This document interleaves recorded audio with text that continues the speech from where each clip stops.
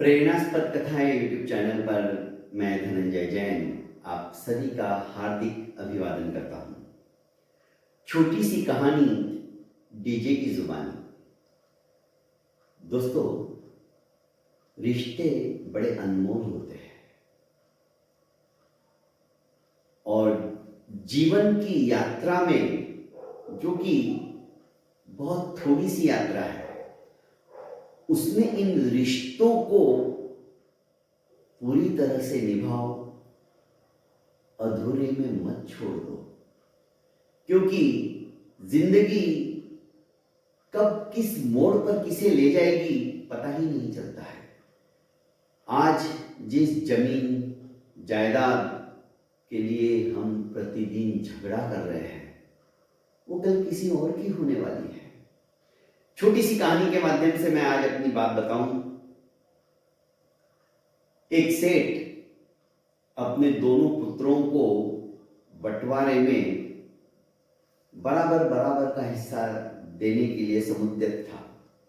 सब कुछ हो गया, पर एक मकान के लिए दोनों के बीच में झगड़ा हो गया।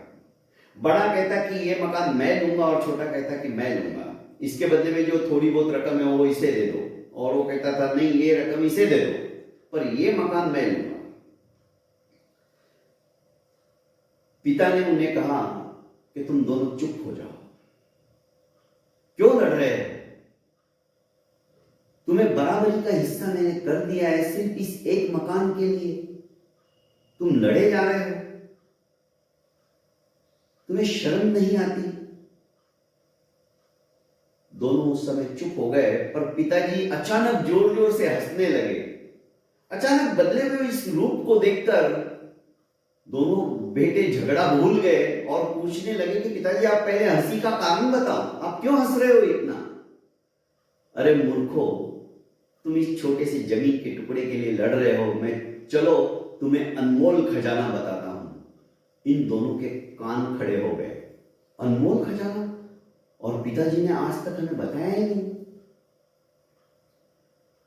पर शर्त है, रास्ते में तुम बिल्कुल भी झगड़ा नहीं करोगे। रास्ते में क्या, इसके बाद तुम झगड़ा ही नहीं करोगे तो ही मैं तुम्हें बताऊंगा, वरना बीच रास्ते में से ही मैं वापस आ जाऊंगा।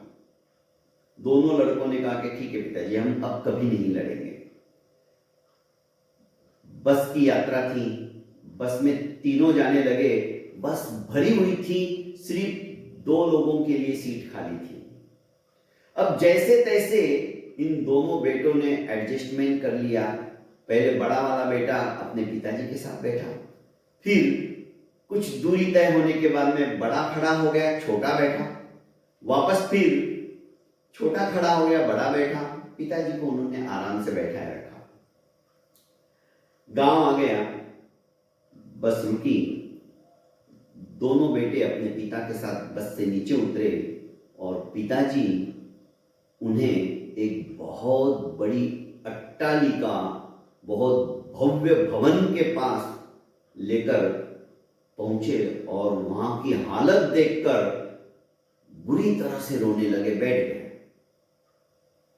बेटों ने कहा, पिताश्री आपको हुआ क्या है, और एक खंडहर जैसी हवेली में आप हमें क्यों लेके आए? पिताजी ये सुनकर और ज्यादा रोने लगे। आखिर जैसे तैसे उनको चुप किया तो पिताजी बोले, सुनो, जब तुम पैदा भी नहीं हुए थे तब मेरे पिताजी ने भी इसी तरह से बंटवारा किया था जैसे कि आज मैं कर रहा हूं, और ये हवेली हमारी पुश्तैनी हवेली है। पर बड़े भाई ने कहा कि यह हवेली मैं ही लूंगा। सेम झगड़ा जैसे आज तुम कर रहे हो, हम दोनों भाइयों के बीच में हुआ।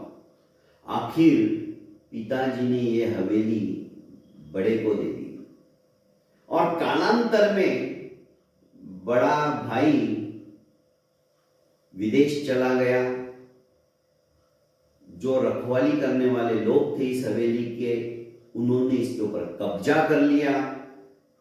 फिर केस हुआ, उनको भी हटाया गया, ना तो विदेश से वापस वो लौटा है, और हमारे बीच में जो दूरियां बढ़ गई झगड़े के कारण से, उसके बाद में हमने एक दूसरे को देखा भी नहीं, और ना ही उसने मुझे कभी ये कहने का हौसला किया कि मैं तो भैया आ गया हूं, अब उस हवेली को आप संभालो। उसने मुझे नहीं देकर नौकरों के भरोसे इस हवेली को रखा, और नौकरों के ऊपर भी जब केस हो गया, वो छोड़ नहीं रहे थे, तो मजबूरन नौकरों को भी वहां से पुलिस कर्मियों ने भगा दिया।